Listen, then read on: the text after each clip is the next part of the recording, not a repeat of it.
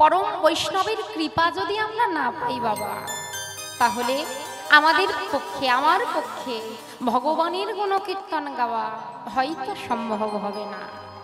সেই পরম বৈষ্ণবের চরণে প্রণাম জানিয়ে আমি প্রবেশ করব লীলার মধ্যে। পরম বৈষ্ণবকে সদাশিব, ভোলা মহেশ্বর। সবাই দুটি করজোড়ে, প্রত্যেকে দুটি করজোড়ে বাবা, হাত জড়ো করে সত্য হে ঈশ্বর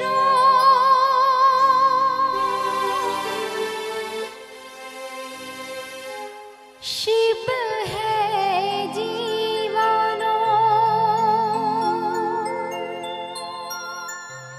সুন্দর ये संसार है, तीनों लोक है तुझ में तेरी माया अपरंपार है।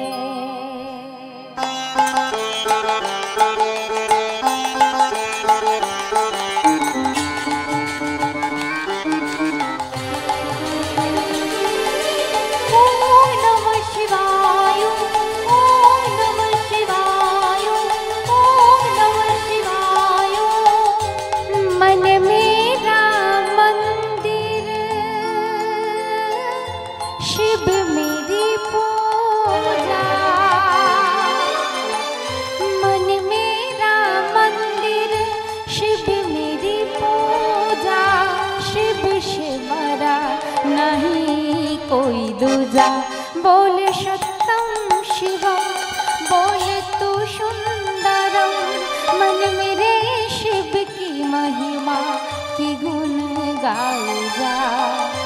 मन मेरा मंदिर शिव मेरी पूजा।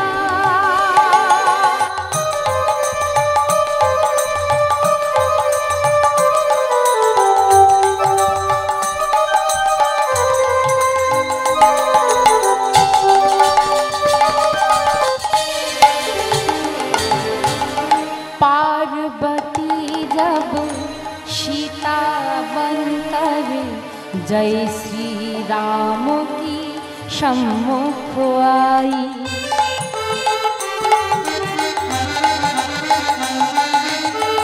पार्वती जब सीता बनकर जय श्री राम की सम्मुख आई, राम ने उनको माता कहकर शिव शंकर की महिमा गाई।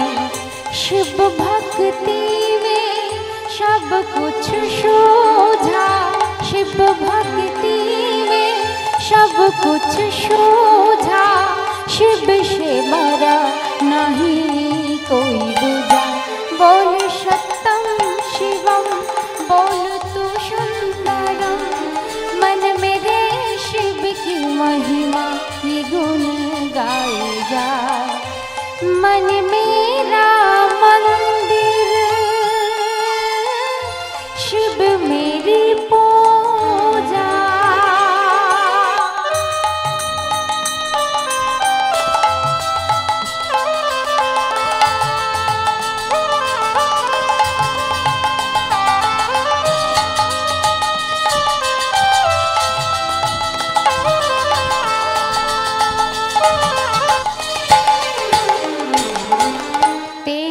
जटा से निकली गंगा और गंगा ने भीष्म दिया है।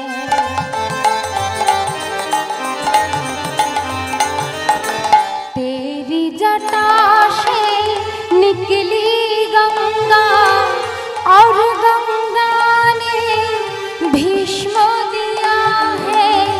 तेरी भक्तों की शक्ति में सारी जगत को जीत लिया है। तुझको सब देवों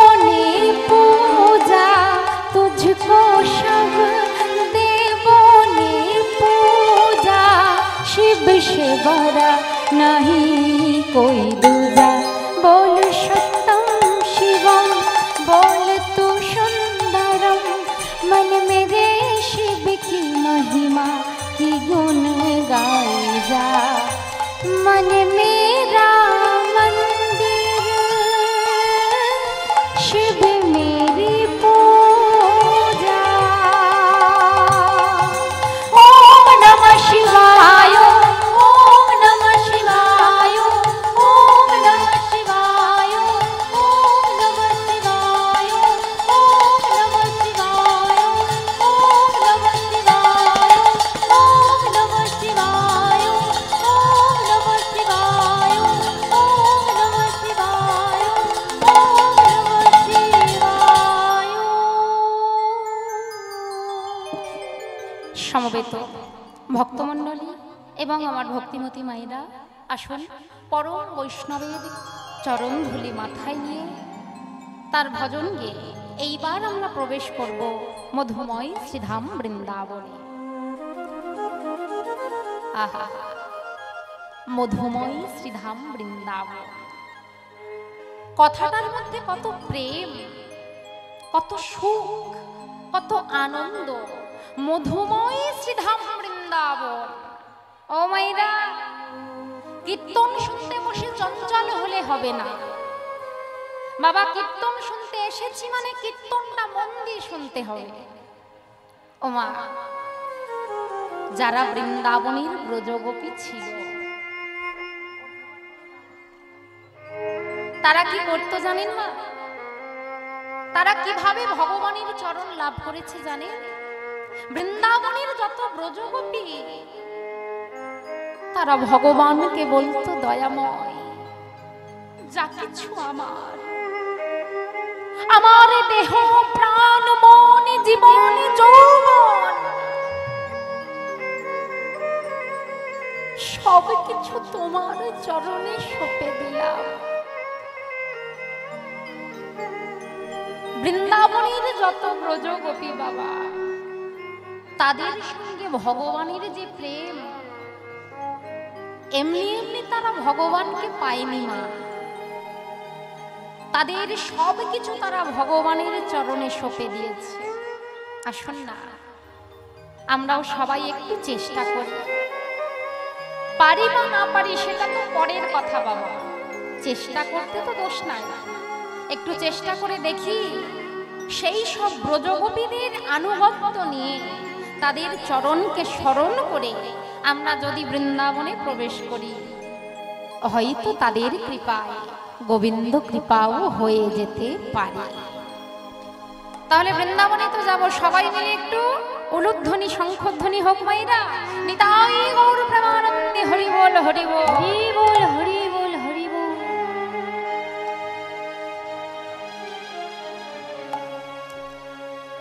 প্রত্যেকে দুটি করে করতাল বাজাতে হবে বাবা, দুটি করে করতাল বাজাবো আর ব্রজ গোপীদের স্মরণ করব।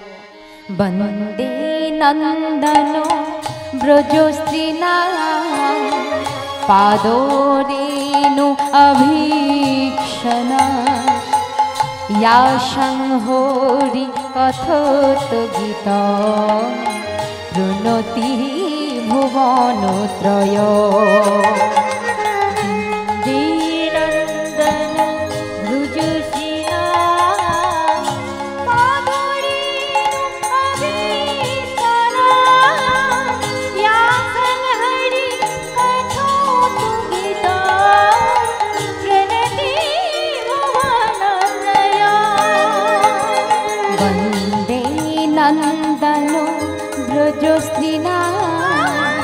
পাদরেণু অভীক্ষণা ইয়া সংহরি কথোত গীত প্রণতি ভুবনত্রয়।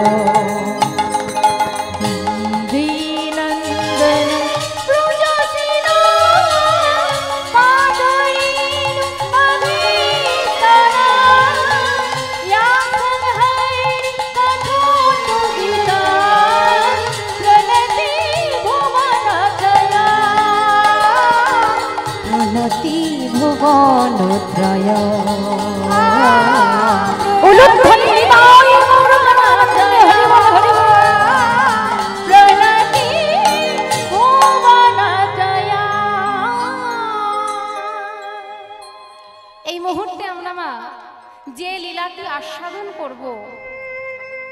যারা শাস্ত্রজ্ঞানী তারা অনেকেই বুঝে গেছেন বাবা। গৌরচন্দ্রিকার মাধ্যমে অনেকেই হয়তো বুঝতে পেরেছেন। এই মুহূর্তে আমরা যে লীলাটি শ্রবণ করব বা আস্বাদন করব, সেই লীলার বিষয়বস্তু রহিল বৃন্দাবনে ভগবান কৃষ্ণচন্দ্রের দান লীলা। আজ মধুময়ী শ্রীধাম বৃন্দাবনে, আজ মধুময়ী শ্রীধাম বৃন্দাবনে, শ্রীকৃষ্ণ বলরাম শ্রীদাম সুদাম সুবলাদি সখাগণকে সঙ্গে নিয়ে ভগবান আমার গোষ্ঠে বিচরণ করেছে, গোষ্ঠী বিচরণ করেছে। বিনোদ খেলায় মত্ত হয়ে ভগবান কৃষ্ণচন্দ্র সমস্ত সখাদেরকে নিয়ে আনন্দ করছেন। আচ্ছা মায়েরা বলুন তো, বিনোদ শব্দের অর্থ কি? নিত্য নতুন খেলা, মানে যে খেলাটা আজ হলো সে খেলা কাল আর হবে না, আবার কাল যে খেলাটা হবে পরশু আর হবে না, পরশু যে খেলাটা হবে তারপর দিন আর হবে না। তাহলে নিত্য নতুন খেলাকে বলা হয় বিনোদ খেলা। আজও ভগবান খেলছেন। কি মায়েরা, আমরা খেললে বলা হয় খেলা, আর ভগবান খেললে কি বলা হয়? লীলা। আমরা খেললে খেলা, আর ভগবান খেললে লীলা। তবে বাবা, আমাদের খেলা আর ভগবানের লীলা ভুল করেও কেউ কখনো এক করে ফেললে চলবে না। আমরা খেলি কোথায় বাবা? এই সংসার কারাগারের মাঝে। আর ভগবান কোথায় খেলেন? কোথায়? খেলিছ এ বিশ্ব লয়ে বিরাট শিশু আনো মনে খেলিছ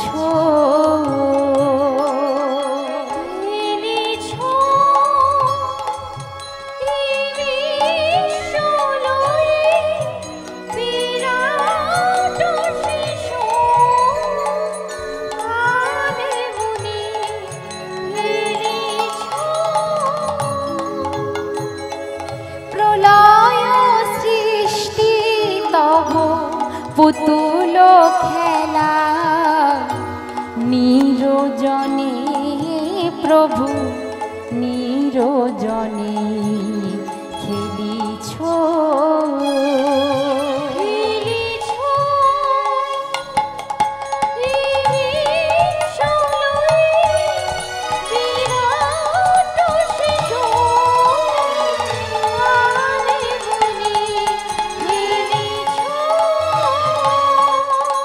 আস্তে বাবা আস্তে। ভালো করে গান শুধু শুনলে হবে না, গানের মানেগুলোকে অনুভব করতে হবে, বুঝতে হবে, তবে তো গান ভালো লাগবে। গান শুনে চলে গেলাম, মানে কিছু বুঝলাম না, কিছু লাভ হবে বাবা? হবে না।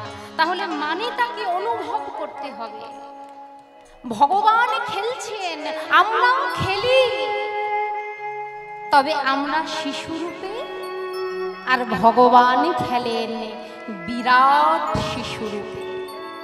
আমরা খেলি এই সংসার কারাগারের মাঝে, আর ভগবান কোথায় খেলেন? শূন্যে মহা আকাশে তুমি মগ্ন লীলা বিলাসে। শূন্যে মহা আকাশে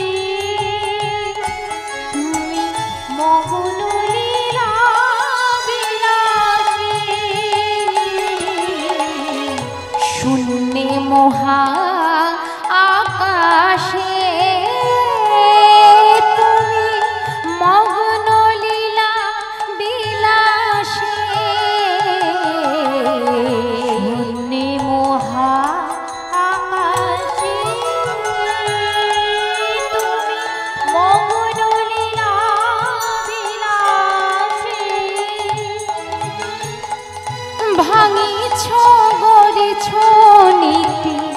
ক্ষণে ক্ষণে নিরজনে প্রভু নিরজনে ফেলিছ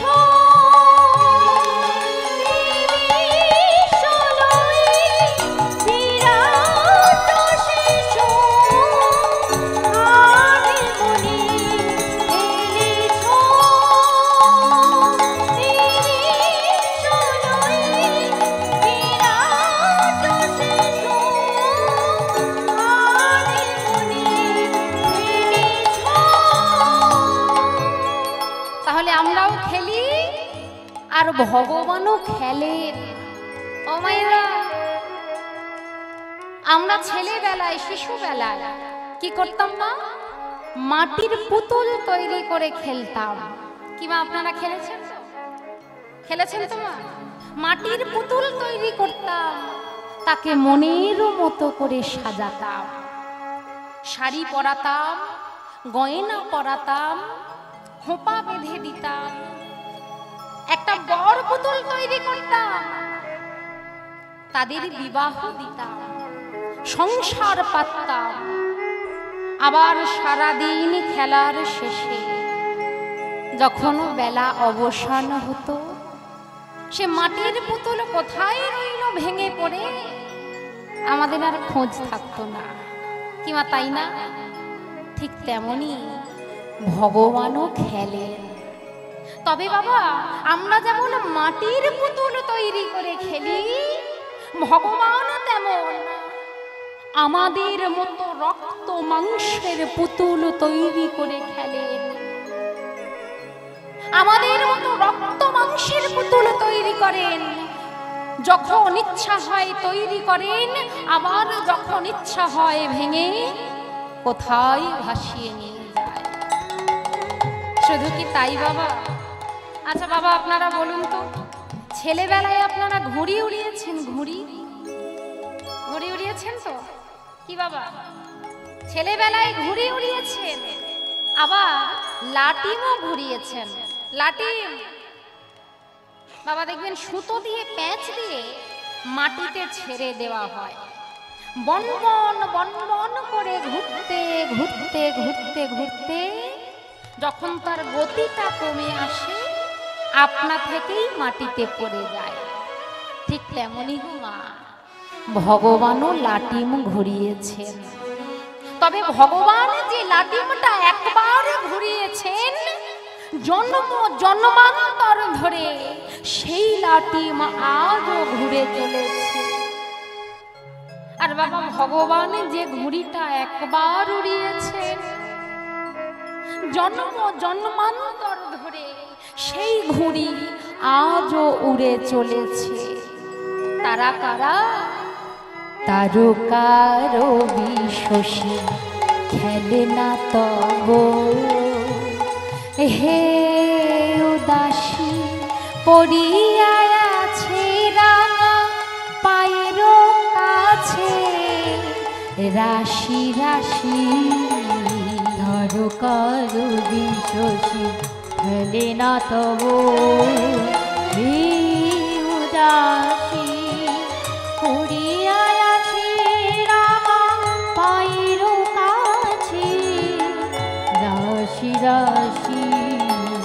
তারকার বিশ্বসী খেলে না তব, হে উদাসী পড়িয়া আছে রাঙা পায়ের কাছে, রাশি রাশি। তারকার বিশ্বসী খেলে না তব, হে উদাসী পড়িয়া আছে রাঙা পায়ের কাছে, রাশি রাশি। নিত্য তুমি হে উদার, সদা সুখে দুঃখে অবিকার।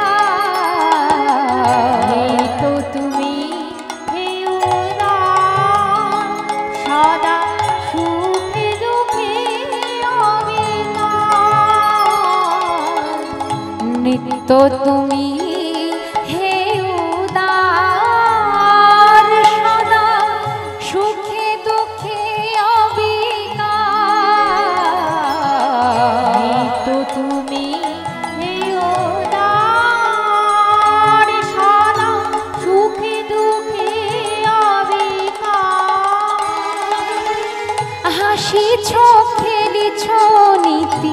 আপন মনে নিরজনে প্রভু নিরজনে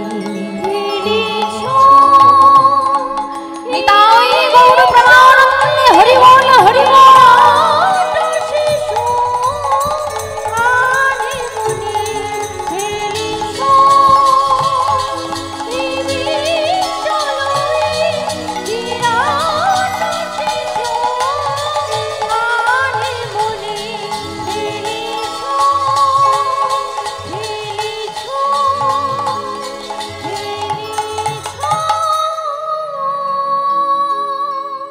তাহলে আমরা খেললে বলা হয় খেলা, আর ভগবান খেললে বলা হয় লীলা।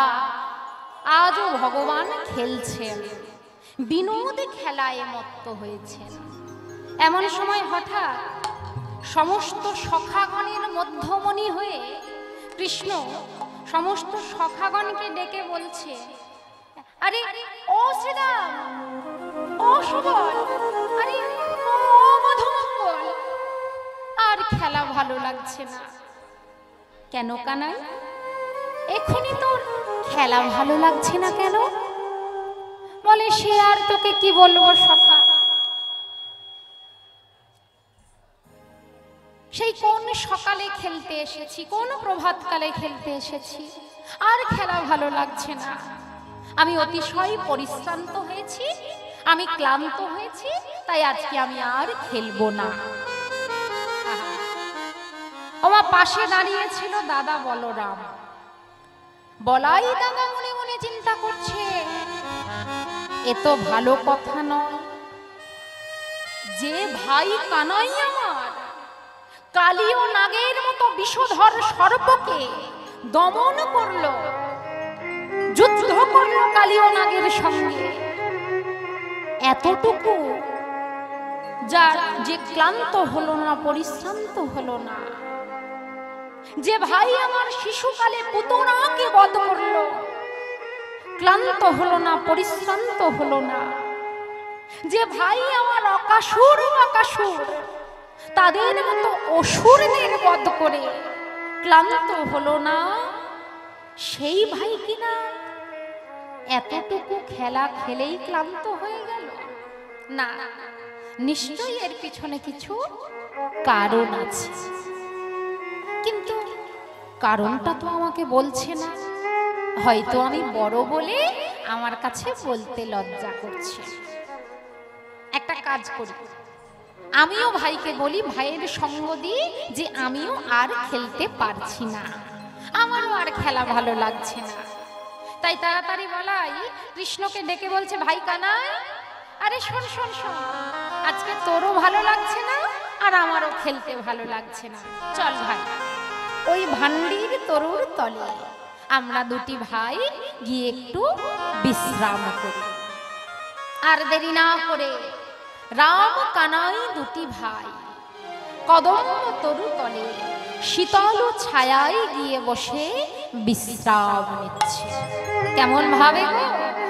অতিশয় শ্রম ভরে কদম্ব তো রুয়া তলে, অতিশয় শ্রম ভরে কদম্ব তো রুয়া তলে, অতিশয় শ্রম ভরে কদম্ব তো রুয়া তলে, অতিশয় শ্রম ভরে কদম্ব তো রুয়া তলে, ঘুম ঘোরে সুতল বলাই দাদা ঘুমাইল, ঘুম ঘোরে সুতল বলাই দাদা ঘুমাইল, ঘুম ঘোরে সুতল বলাই দাদা ঘুমাইল, ঘুম ঘোরে সুতল বলাই দাদা ঘুমাইল, অতিশয় শ্রম ভরে কদম্ব তো রুয়া তলে, অতিশয় শ্রম ভরে কদম্ব তো রুয়া তলে, অতিশয়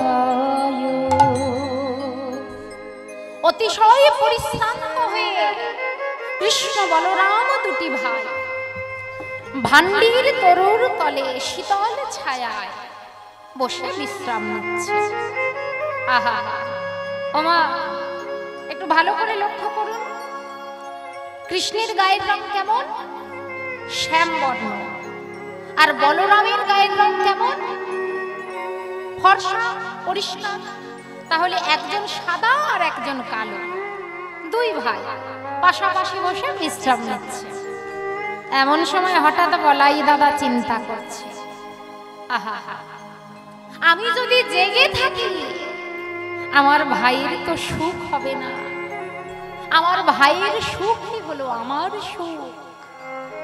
আমার ভাই যাতে খুশি থাকে, আনন্দে থাকে, তার দায়িত্ব, তার কর্তব্য আমার। আমি বড় দাদা। তাই আর এক মুহূর্ত দেরি না করে বলরাম কৃষ্ণের কোলে মাথা রেখে ঘুমিয়ে পড়েছে। আমার যেই না ঘুমিয়ে পড়েছে, কৃষ্ণ ঘুমন্ত বলাই দাদার মাথাটা নিজের কোলে রেখে মাথায় হাত বুলিয়ে দিচ্ছে। আর মনে মনে চিন্তা করছে, আহা, এমন দাদার মতো দাদা কজন আর হয় গো। মনে পড়ে গেছে পূরবের কথা। ও মায়েরা, একদিন কৃষ্ণ আর বলরাম তাদের সমস্ত সখাগণকে সঙ্গে নিয়ে যশোমতী মায়ের রন্ধনশালায় নবনী চুরি করতে গেছে। এখন কৃষ্ণ বলছে, এই সুদাম, আরে ও সুদাম, ও মধুমঙ্গল, বড় ক্ষুধা পেয়েছি, চল আমরা সবাই আজ ননি চুরি করে খাবো। মায়েরা জায়গাটা লক্ষ্য করুন। বলাই দাদাকে ডেকে বলছে, এই বলাই দাদা, এই শোন, আমরা তো সবাই তোর থেকে ছোট, তাই আমরা সবাই আগে খাবো, আর তুই আমাদের বড় দাদা, তুই পাহারা দিবি। হ্যাঁ, আগে আমরা খেয়ে আসি, তারপর তুই খেতে যাবি, আমি পাহারা দেব। বলে ঠিক আছে ভাই, তাই হবে। আর দেরি করলো না বাবা, বলরামকে পাহারাদার করে রেখে কৃষ্ণ সখাগণকে সঙ্গে নিয়ে চলে গেল ননি সেবা করতে। ননির ভাণ্ড, নবনীর ভাণ্ড ভেঙে কানাই নিজে মুখে চোখে মেখে খাচ্ছে, আর সখাদেরকেও দিচ্ছে, দেখা তোরাও খা। নিজে খাচ্ছে, সবাইকে দিচ্ছে। ওদিকে বলাই দাদা কিন্তু পাহারাদার হয়ে দাঁড়িয়ে আছে। ওমা এমন সময় গোবাক্ষ মানে জানালা দিয়ে শ্রীদামা দেখতে পেয়েছে যশোমতী মা আসছে। আর কি দেরি করে, শ্রীরাম বলছে, কানাই সর্বনাশ, মা যে আসছে, চল পালাই। সবাই ছুটে বেরিয়ে গেল। এখন কানাই তো বেরোতে পারছে না, দাদা বলরাম আছে। এমন সময় কানাই বলাই দাদার কাছে এসে বলছে, দাদা, ও দাদা শোনো না, বলি আমাদের তো খাওয়া হয়ে গেছে, এবার তুমি যাও, তুমি গিয়ে ননি সেবা করো। বলাইকে পাঠিয়ে দিয়েছে ননি সেবা করার জন্য। এদিকে যশোমতী মা যখনই এসে দাঁড়িয়েছে রন্ধনশালার দরজায়, কানাই অমনি ইশারা করে বলছে, চুপ চুপ চুপ, দাঁড়াও দাঁড়াও। ও মা, মা তুমি প্রত্যেক দিন আমাকে কত প্রহার করো, কত বকাবকি করো, আমি নাকি প্রত্যেক দিন তোমার ননি সেবা করি, ননি চুরি করে খাই। আজকে আমি হাতে নাতে প্রমাণ দেখাবো যে রোজ রোজ কে তোমার ননি চুরি করে খায়। বলে, আমার ননি কে চুরি করে খায়? বলে, ওমা ওই তাকিয়ে দেখো।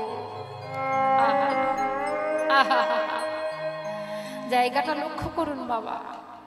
সবে মাত্র বলাই দাদা নবনীর ভাণ্ড থেকে কিছুটা নবনী নিয়ে বদনে তুলতে যাবেন, এখনো পুরো দেওয়া হয়নি, বদনে তুলতে যাবেন, যশোমতী মা চিৎকার করে বলে উঠল, বলা তোর এত বড় দুঃসাহস, তোর এত বড় স্পর্ধা, প্রত্যেক দিন আমি আমার কানাইকে কত কটু কথা বলি, নিন্দা করি, অপমান করি, প্রহার করি, তাহলে প্রত্যেক দিন আমার রন্ধনশালার নবনী তুই চুরি করে খাস। ওরে ওরে, আমি যে আমার কানাইকে কত কষ্ট দিয়েছি। ও মা, বলাই দাদা সবে বলতে যাবে, মা আমি তো, কিন্তু বলবে কি করে বাবা? যশোমতী মায়ের আঁচলের আড়াল থেকে কৃষ্ণ দুটি হাত জড়ো করে বলছে, দাদা বলো না দাদা, মাকে অমন করে বলে দিও না। আর কি বলতে পারে গো? আর বলতে পারল না। যত তিরস্কার নত মস্তকে সহ্য করে নিল বলরাম। এমনই হলো আমার বলাই দাদার কৃষ্ণ প্রেম। ভাইয়ের জন্য, ভাইয়ের সুখের জন্য বলাই সব কষ্ট সহ্য করে নিল, সব অপমান সহ্য করে নিল। তাই তো কানাই আজ কদম্ব তরু তলে বসে বলাই দাদার মাথাটা, ঘুমন্ত বলাই দাদার মাথাটা কোলে তুলে নিয়েছি আর মাথায় হাত বুলিয়ে দিচ্ছি। বলছি, ওরে সখা, এমন দাদার মতো দাদা কার ভাই আছে, মনে দাদার মতো দাদা কার ভাই আছে, মনে দাদার মতো দাদা কার ভাই আছে, মনে দাদার মতো দাদা কার ভাই আছে। এ কথা গর্ব করে বলতে পারি, উলুধ্বনি দাদা কার ভাই আছে, এ কথা গর্ব করে বলতে পারি, দাদার মতো দাদা কার ভাই আছে। এ কথা গর্ব করে বলতে পারি, সারা বৃন্দাবন মাঝে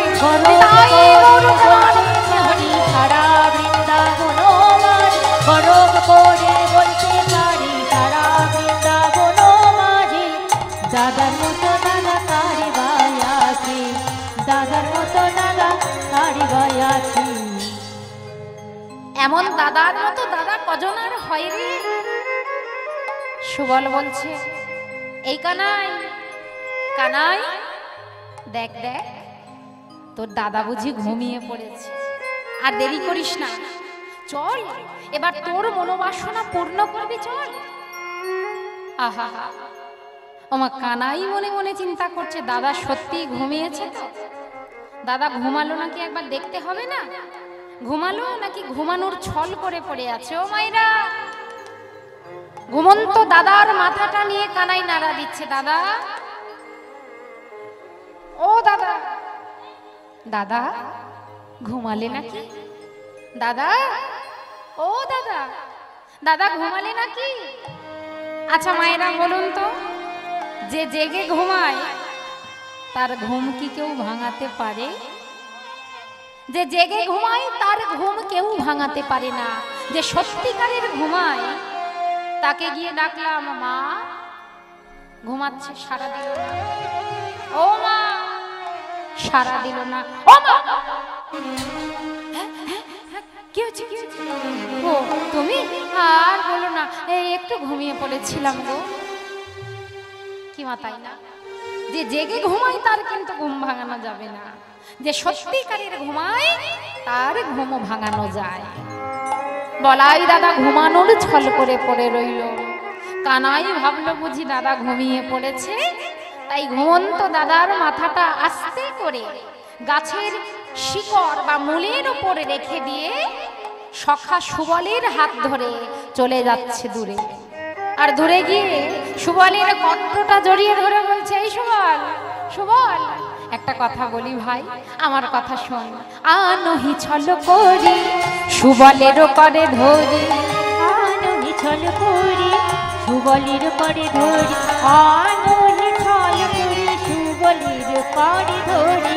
কানাই চলিল নানা রঙ্গে অতি ভঙ্গে ত্রিভঙ্গে, কানাই চলিল নানা রঙ্গে অতি ভঙ্গে অতি ভঙ্গে, কানাই চলিল নানা রঙে অতি ভঙ্গে অতি ঢঙ্গে। নেচে নেচে চলে যাই গো, নিচে নিচে চলে যাই গো, নিচে নিচে চলে যাই গো, সখা সুবলের করে ধরে। নিচে নিচে চলে যাই গো, সখা সুবলের করে ধরি, নিচে নিচে চলে যাই গো, সখা সুবলের করে ধরি। যাই যাই আর ফিরে ফিরে যাই, সখা সুবলের করে ধরি। যাই যাই আর ফিরে ফিরে যাই, সখা সুবলের করে ধরি। যাই যাই আর ফিরে ফিরে যাই, অনুধ্বনি নিতাই গৌর হরি বল। নিচে নিচে যাইব, নিচে নিচে যাইব, কানাই চলিল নানা রঙে অতি ভঙ্গে অতি ঢঙ্গে। মনের আনন্দে কানাই কিছুটা দূরে গেছে, মানে বলাই দাদার চোখের আড়ালে গিয়ে সুবলকে বলছে, এই সুবল, এই সুবল শোন না, আমার না একটা মনে বাসনা জেগেছে, একটাই বাসনা জেগেছে। জানিস তো সুবল, তোর এই বদনখানি দেখে না আমার বড় তোর দিদি রাধারানীর কথা মনে পড়েছে। এই সুবল, চল না সুবল, একবার একবার তোর দিদিকে আমার কাছে এনে দেখাবি, একবার দেখবো, আমি বেশি সময় নেব না, চল না সুবল, একবার তোর দিদিকে এনে দেখা। আরে না, আরে এই কানাই, বলি তোর হয়েছেটা কি রে? যখন যা বায়না করবি তোকে তখনই তাই দিতে হবে। তুই কি জানিস না আমার দিদির বিবাহ হয়ে গেছে, সে জটিলার ঘরের পুত্রবধূ, তাকে কেমন করে আনবো এই দিবাদীপ প্রহরে? কেমনে মিলাবো তোমার রাইধনীকে? অমন বায়না করিস না, আমি পারবো না। এই কদিন আগেই একবার গিয়েছিলাম, সে কি বিপদ! না বাবা, আমি যেতে পারবো না। মামা, এমন সময় হঠাৎ হাতে এক গুচ্ছ চাঁপা ফুল নিয়ে বৃন্দা এসে উপস্থিত হয়েছে কৃষ্ণচন্দ্রের সম্মুখে। চাঁপা ফুল হাতে নিয়ে বৃন্দা দেবী হেন কালে আসি আসে ঠায় মিলে। বৃন্দা দেবী হেন কালে আসি আসি ঠায় মিলে। চম্পক চম্পক চম্পক কুসুম করে ধরি। এলো চম্পক চম্পক চম্পক কুসুম করে ধরি। এসে দাঁড়াইল রে, এসে দাঁড়াইল রে, এসে দাঁড়াইল রে, এসে দাঁড়াইল রে, চম্পক কুসুম করে ধরি। এসে দাঁড়াইল রে, এলো চম্পক কুসুম করে ধরি, দাঁড়াইল রে, চম্পক কুসুম করে ধরি। রাধা ভাবত কোন লাগি, চম্পক কুসুম করে তাই ধরি, রাধা বাবু ধরি, চম্পক কুসুম করে ধরি, রাধা বাবু ধরি, চম্পক কুসুম করে ধরি, রাধা বাবু ধরি, চম্পক কুসুম করে, রাধা বাবু ধরি, চম্পক কুসুম করে ধরি, রাধা বাবু। এসে দাঁড়াইল রে, দাঁড়াইল রে, এলো চম্পক চম্পক চম্পক কুসুম করে ধরি। চম্পক চম্পক চম্পক কুসুম করে ধরি। বৃন্দা দেবী রাধারানীর সখী। ও মায়েরা, চাঁপা ফুল যখনই গোবিন্দ দেখেন চম্পক বরণী রাধারানীর কথা প্রাণ গোবিন্দের মনে পড়ে যায়। গোবিন্দ বৃন্দাকে বলছে, বৃন্দা, ও বৃন্দা, তোমার হাতের ওই চাঁপা ফুল তুমি আমাকে দাও। কেন কেন? আমার হাতের চাঁপা ফুল আমি তোমায় কেন দেব শুনি? তুমি বলো, এই চাঁপা ফুল নিয়ে তুমি কি করবে? তুমি কি জানো না বৃন্দা, যতবার ওই চাঁপা ফুল আমি দর্শন করি চম্পক বরণী রাধার কথা বড় মনে পড়ে যায়, আর ধৈর্য ধরতে নারি। বৃন্দা বলছে, শোনো কানাই, তুমি যদি চাঁপা ফুল চাও আমি তোমাকে এই চাপা ফুল দিতে পারবো না, তুমি অপেক্ষা করো, আমি অন্য কোনো দিন তোমাকে এনে দেব। সখী বৃন্দা রাধার ভাব উদ্দীপন জাগিয়ে গোবিন্দের মনে চলে গেল রাধারানীর কাছে। আর এদিকে কৃষ্ণচন্দ্র সখাকে ডেকে বলছে, সুবলকে, সুবল আর তো ভালো লাগছে না ভাই, যে কোনো উপায়ে তোর দিদিকে একবার তুই আমার কাছে এনে দেখা। বাবা, এই সুবল আর রাধারানী হলো দুই ভাই বোন, খুঁড়তো জাততো ভাই বোন। সুবলের মুখের সঙ্গে রাধারানীর মুখের এতটাই মিল, যতবার কৃষ্ণ সুবলকে দেখতো ততবার তার রাধা বদন মনে পড়ে যেত। তাই আর খেলা ভালো লাগছে না। গোবিন্দ বলছে, সুবল যে কোনো উপায়ে তোর দিদিকে এনে দেখা। সুবল বলছে, এক কাজ করো, ও কানাই দাদা, তুমি তো আমার দিদিকে দেখতে চাও, তবে আমার ক্ষমতা না তোমার দিদিকে, আমার দিদিকে তোমার কাছে এনে দেখাবো, আমার কোনো ক্ষমতা নাই। তবে একটা উপকার আমি তোমার করতে পারি, তোমাকে একটা পরামর্শ দিই, শোনো। বলে, কি পরামর্শ? শোনো শোনো, এই যে কানাই দাদা, এই দিবাদিপ প্রহরে তোমার হাতে যে মোহন বাঁশিটা আছে, ওই মোহন বাঁশিটা তুমি বাজাও। রাধা নামে যতবার তুমি এই মোহন বাঁশি বাজিয়েছ, আমার দিদি ততবার তোমার কাছে ছুটে এসেছে। তবে তার আগে তোমাকে আর একটা কাজ করতে হবে। কি কাজ জানো? তবে বলি শোনো। এই যে জায়গাটায় তুমি দাঁড়িয়ে আছো, এই জায়গাটায় তোমাকে একটা দান ঘাট সাজাতে হবে। কেমন ভাবে জানো?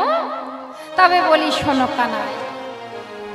দান ঘাটে ওই পথ মাঝে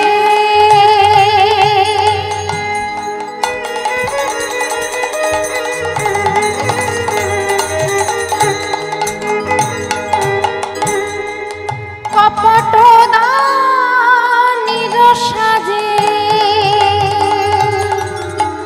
দান ঘাটে পথ মাঝে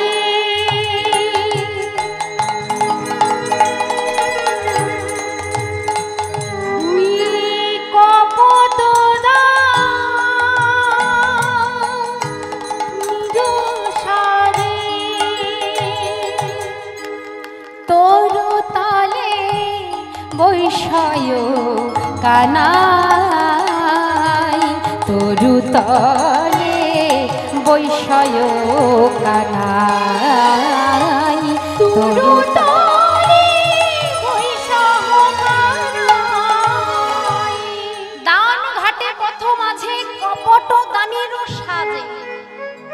আহা বাবা, প্রাণ গোবিন্দকে সুবলে ডেকে ডেকে বলছি, ওরে সখা, এই জায়গায় তোকে দান ঘাট সাজাতে হবে।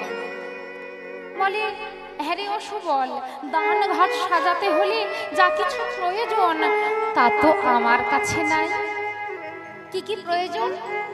বলে, শোন সখা, তোর লীলার সহায়কারিণী মা যোগমায়া আছেন, তাকে তুই স্মরণ কর, নিশ্চয়ই তিনি তোর মনের আশা পূর্ণ করবে। যখনই প্রাণ গোবিন্দ আমার মা যোগমায়াকে স্মরণ করলেন, সঙ্গে সঙ্গে মা যোগমায়া সম্পূর্ণভাবে দান ঘাটটি সাজিয়ে দিলেন। দান ঘাটে কি কি সাজানো হলো? দুই পাশে দুই কদলী বৃক্ষ,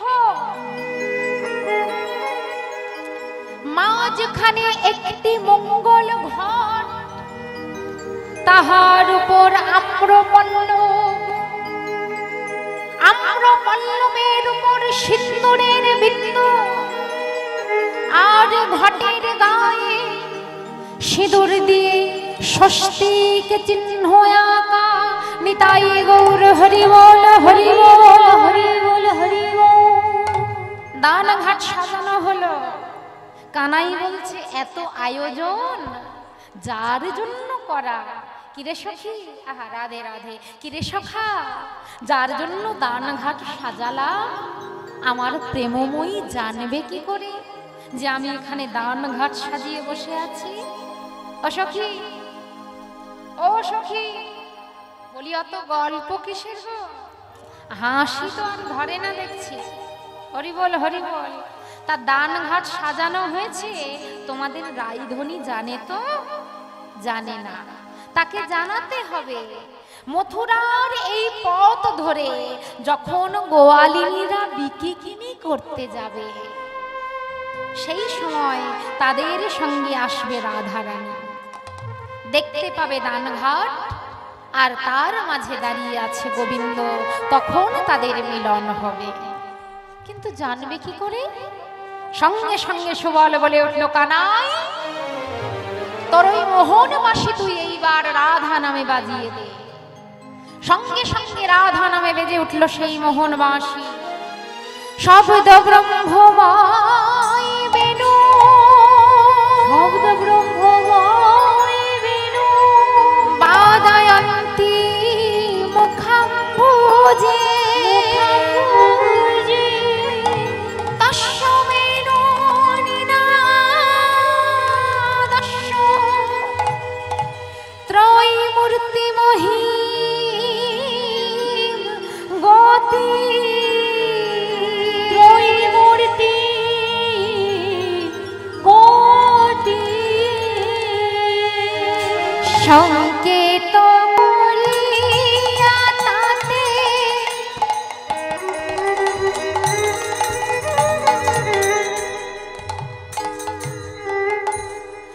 মোহন মুরলী হাতে সংকেত করিয়া হাতে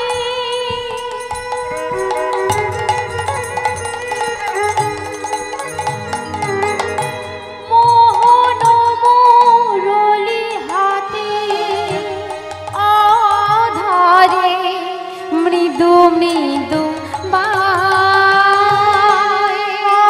আধারে মৃদু মৃদু বায়, আধারে মৃদু মৃদু বায়। অধরে মৃদু মৃদু বাজাচ্ছে প্রাণ গোবিন্দ আমার। কেমন ভাবে বাজাচ্ছে বাঁশি? বাঁশি বাজাইতে লাগিল উলুধ্বনি, বাঁশি বাজাইতে লাগিল,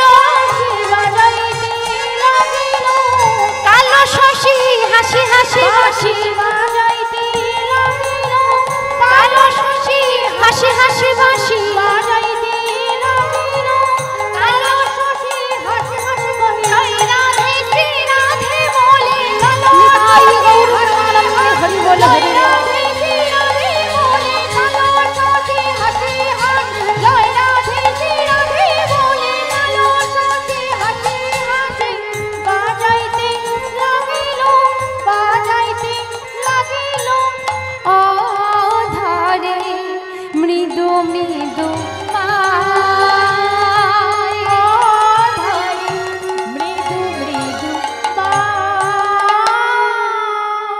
অধরে মৃদু মৃদু বাঁশি বাজাচ্ছেন। আর যখনই রাধা নামে বাঁশি বেজেছে মা, সারা বৃন্দাবন রাধা নামে বাঁশির সুরে মুখরিত হয়ে উঠিল। আহা, বাজল রে সেই শ্যামের মোহন বাঁশি রাধা রাধা নামে। কিন্তু মা, যে যথা মাং প্রপদ্যন্তে তাং তথৈব ভজম মোহ,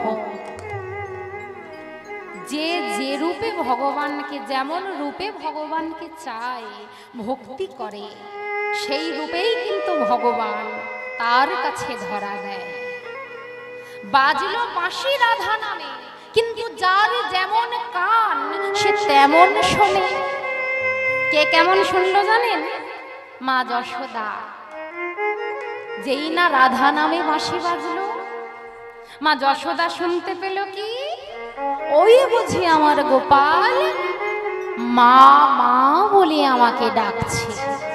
আহা, কেমন ভাবে ডাকছে, যশোদা নীলবাসী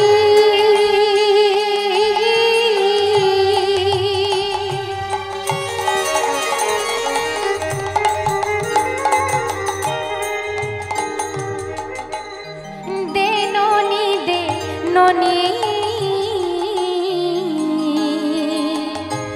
যশোদা নীল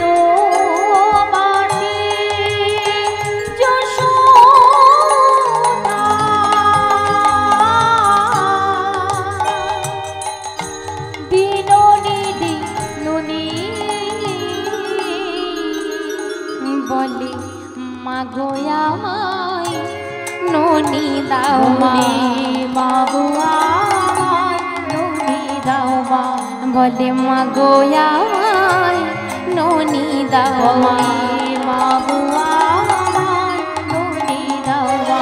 আমি ক্ষুধার জ্বালা সইতে নারী, মাগো আমায় ননি দাও মা, আমি ক্ষুধার জ্বালা সইতে নারী, মাগো আমায় ননি দাও, আমি ক্ষুধার জ্বালা সইতে নারী, ননি দিয়ে আমার প্রাণ বাঁচাও।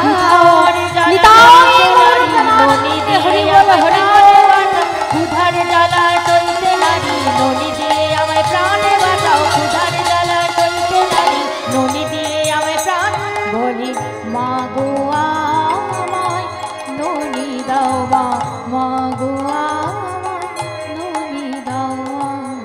আর পিতানন্দ শোনে বাঁশি, এই তো বাঁধায় আমি, পিতানন্দ শুনে বাঁশি, এই তো বাঁধায় আমি। পিতানন্দ শোনে বাঁশি, এই তো বাঁধায় আমি। পিতামহ নন্দ রাজা শুনছে, গোপাল বুঝি বলছে মা আমায় বেঁধে রেখেছে, পিতা তুমি তাড়াতাড়ি করে এসে আমাকে ছাড়িয়ে দাও। আর এদিকে যত সখাগণ ছিল মা, তারা কি ভাবছে, সখাগণ ভাবছে, ওই বুঝি কানাই বলছে, সখাগণ শোনে বাঁশি চলো ভাই ঘরে যাই, সখাগণ শোনে বাঁশি চলো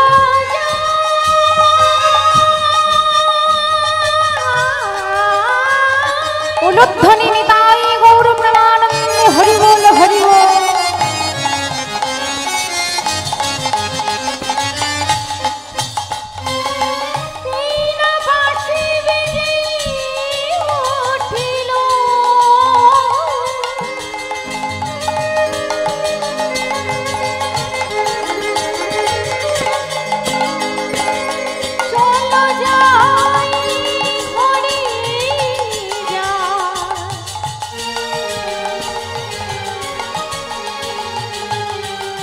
সখাগণ শোনে বাঁশি, সখাগণ শোনে বাঁশি চলো ভাই ঘরে যাই, সখাগণ শোনে বাঁশি চলো ভাই ঘরে যাই। রাধা বিনোদিনী শোনে বাঁশি ঘাটে এসো রাই, রাধা বিনোদিনী শোনে বাঁশি ঘাটে এসো রাই, রাধা বিনোদিনী শোনে বাঁশি ঘাটে এসো রাই, রাধা বিনোদিনী শোনে বাঁশি ঘাটে এসো রাই। তোমার আশা পথ পানে চেয়ে আছি, তোমার আশা পথ পানে আছি, তোমার আশা পথ পানে চেয়ে তোমার আছি, আশা পথ পানে চেয়ে আছি। বলে কখন তুমি আসবে তোমার ধনী, আশা পথ পানে চেয়ে আছি, বলে কখন তুমি আসবে ধনী, তোমার আশা পথ পানে চেয়ে আছি, বলে কখন তুমি আসবে ধনী, আমি আর যে ধৈরাজ ধরতে নারী, নিতাই গৌর হরি হরি।